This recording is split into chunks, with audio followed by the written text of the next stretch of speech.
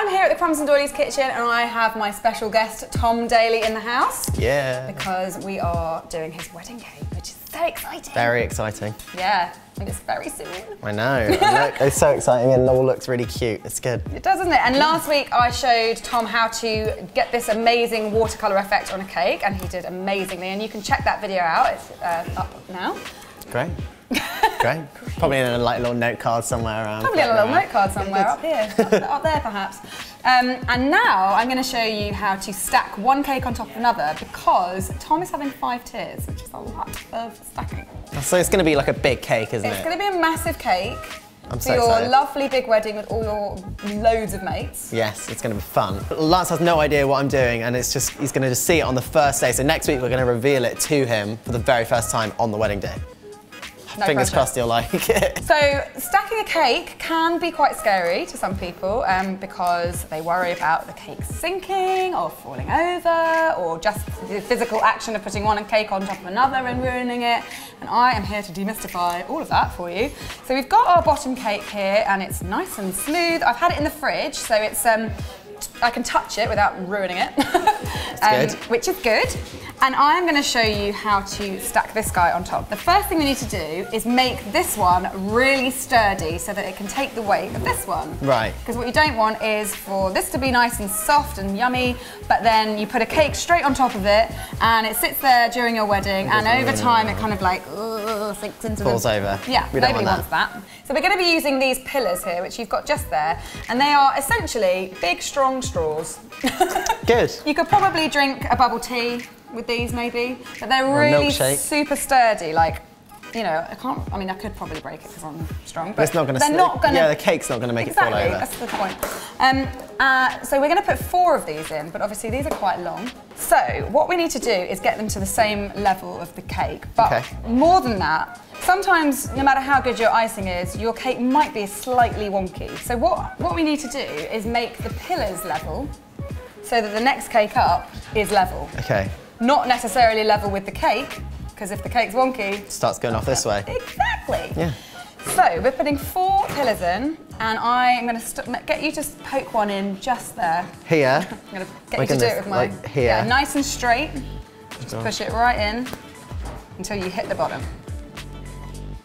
There. Ta-da! Wonderful. Looking good? Yes. So now you've got yourself a pen there that's got edible ink in, because you don't want to be using like marker pens and Sharpies and pencils here. Put a little line just literally touching the cake. Yeah, just there. Lovely. Excellent. Right, so now gently you need to pull that up. Just be bold, you can do this. And there's the line. There's the line. We're going to use that line to be a template for the rest of us. So the best thing to cut one of these massive strong pillars is a pair of secateurs. Wow. You can probably just about do it with scissors, but these are pretty tough, these things, and that's the point of them. So use whatever you have that's nice and sharp and strong, but be very, very careful with your fingers. What I want you to do, if you take those, is snip it basically on the line. Nice. Whoa, look at that. Perfect. So we've got our template. Good. Now you need to do the same thing with the pen. And I would cut it each individual one after each line so that you're making sure that because otherwise you could go, oh, another one and another one, but then you might cut halfway down. Slightly wrong, yeah. Yeah. Oh, here, let me. Look at that. And then always use your first. That's a good tip, that. Yeah. That's why you're Cupcake Jemma. Yeah. Full of tips. Like a tip machine. Ooh. Yeah. Oh, I don't know that.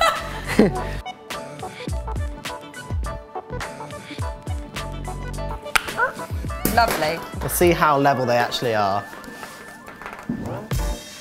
We've got our pillars all ready to go. Now I need you to replace that first one and make a square with the others. Oh, God. When did you get into diving? I was 7 when I first started diving. I started swimming when I was like 3 years old because we lived in Plymouth, so I was by the sea, so my parents were always like, just in case you ever get stuck in, I don't know, the sea or whatever, then you should be able to swim. So I learned to swim, and then once I learned to swim, I saw people diving and thought, you know what, that looks really fun. I want to try that. So, how old were you, 7? Yeah, I was 7. I saw the diving boards, thought I'd give it a go. and then loved it. I went every Saturday morning, and then I went twice a week, and then it became like 4 times a week, and now I do it 6 hours a day, 6 days a week, and it's, yeah, 10 years later. But is it right that you're not diving all day long, right? That's correct. We do lots of different things. We do 100 million dives a day. Yeah, well, it feels like that sometimes. But we do all sorts of things. We do gymnastics, trampolining, ballet, sprint workout. Yeah, yoga. How does ballet help balance? Like all the, you know, like the lines of a ballet dancer is all very similar to diving, like long arms, legs, pointed toes. So we do some exercises to try and make it as, I don't know, like when you, like the strength that a ballet dancer has to do certain things is very similar to diving. Interesting. And what's your top tip for actual diving? Like, how should your body be? Well, the one thing that I think people always forget, like when they're doing a dive, is it always hurts their head when they hit the water because they think you hit the water like that. Okay. When actually that's what I would the diver hits the water like this. Oh. You have one hand out in front, put the other one on top, and then lock your arms out, and there's meant to be no gap between your ears, shoulders, and there. So as long as there's air between there, you're going to make a splash. Do I need to make a splash? Is that No the point? splash. I don't want to make a splash. No, so you want to try and shrug your shoulders up and really, yeah, there you go. That's good, good. There you go. You'll get there, you'll get there. All right, well, there you go, kids. Now we get to dive into a cake. Right, so what you might notice in pushing these in is that they sit a little bit proud of the top. As I said earlier, your cake might be not level. That's okay, as long as these are all straight, which we established that they are, we're good to go. So the next thing we need to do is put a pillar in the middle, because one of the biggest things that happens that's bad in cake land is having a cake in the back of the car or the van and swerving around a corner and the top basically comes off the bottom. That's not good. and everyone cries. Yeah, I can imagine. So to stop that from happening, we're going to put a central pillar that's going to go through the bottom and the top. And we are going to use a template to get the middle. We've already got one ready. So this is in the middle of this cake board. Very shiny cake board. It's lovely. Just, you know, makeup. Like a mirror, yeah. I like that. I'm going to lay that over the top. Gently, obviously. And then whack that guy in as straight as possible, right in the middle of that hole. Right. Until you hit the bottom. Lovely. That's pretty good. That's good. Yeah. So now we can remove that guy and trim him, because what you don't want is this one poking out the top of your beautifully iced top cake. What we want to do is make it come halfway up the top cake. So if you imagine, if we get this set here, it'll sit about here. So I reckon like here. Yeah, so we want it to come about halfway, exactly. So about there. Like. Lovely. Yay. So now we've got all our supports in place, it's time to put the top onto the bottom, but there is one thing missing, and that is royal icing, which we're going to use as a kind of glue. The good thing about royal icing is it's really versatile. You can ice cakes with it, you can type pictures on your cakes with it, or you can spread it all over 2 cakes and glue them together. Stick them together. Okay, good. So I've got some here, and the first thing I want to do is cover these plastic pillars because they need to be nice and sticky. Okay. So I put a little blob onto each pillar hole. You want to use quite a lot, but you don't want to use so much and spread it out so much that it spreads out. Yeah, they look like meringues now you've done that. They do, don't they? Yeah. We're going to have meringues on your wedding cake. Oh. Little Exciting. meringue poops. So I've got my royal icing there. I'm just going to put a little bit more and spread it, kind of trying to keep it central, because like I said, you don't want it to spread out so much that it then reveals itself when the top cake comes on. All right. Now, yes, we're nearly at is this the hard cake bit? On top of cake time. I've got my top cake. Okay. Lovely, beautifully iced. Very with cute. Some hearts Yeah. to represent the love in the room. Oh. And I've iced it onto a cake drum. Yes. That's what this thick one is. But it's also on a small, thin cake board with a hole in it, because obviously we've got this guy sticking out in the middle, so we want to make sure that the cake actually sits goes in on the top. middle. So we only use this fat one at the bottom so that we can move it around. Oh no. Right? Because when your cake is on a board of the same size, it's very difficult to move it without messing it up with your fingers. So the first thing I need to do is to loosen it.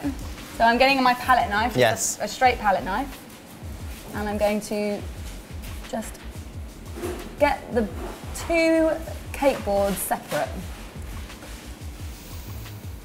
And you want to be quite careful because you don't want to like dig a massive hole out of the corner of your cake.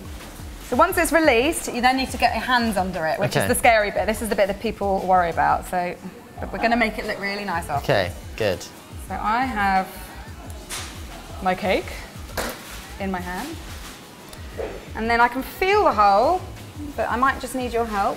Okay, there we go. We're going to line it up. I think that's pretty good. Oh yeah?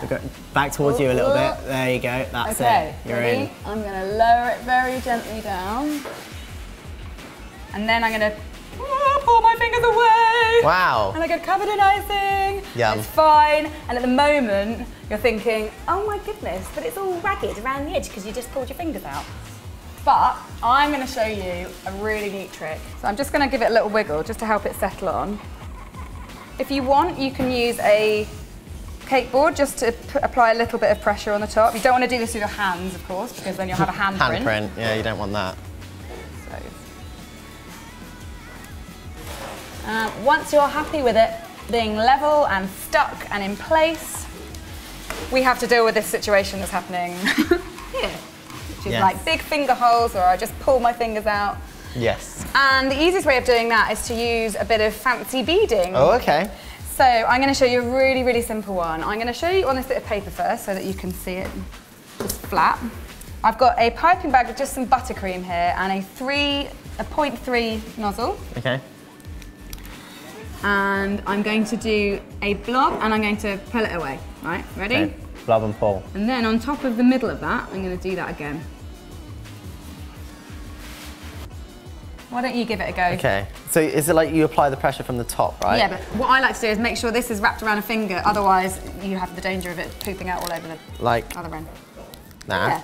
So blob and then pull. Oh, nearly. Blob, pull. Oh yeah, there you go. Perfect. You got blob, it. Pull.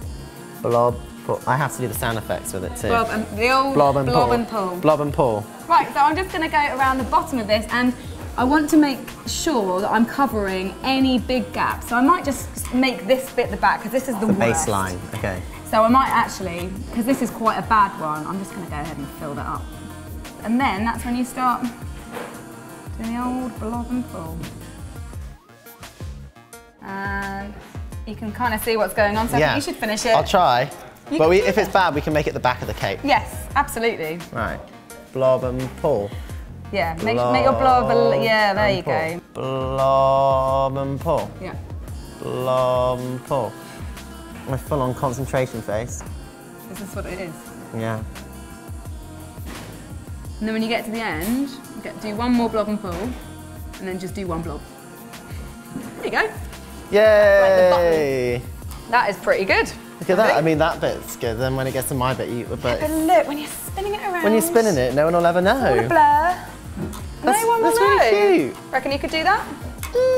Yeah. Unassisted? Yeah, unassisted. You know what? I'd give it a go. You would, wouldn't you? Whether it would turn out like that, I do not know, but I would definitely give it a go. I think you've got the skills now. You've not only got the skills to stack a cake, you've got the skills to make a nice watercolour buttercream cake. And if you guys want to check that video, as I said, go and check that out now from last week. And also check out the other videos that we've made on Tom's channel about the cake. So if you guys want to check out more videos, go and check out Tom's channel and don't forget to subscribe to that and subscribe to my channel and tune in next week for the behind the scenes, wedding cake, big reveal, all the things, and we'll see you then.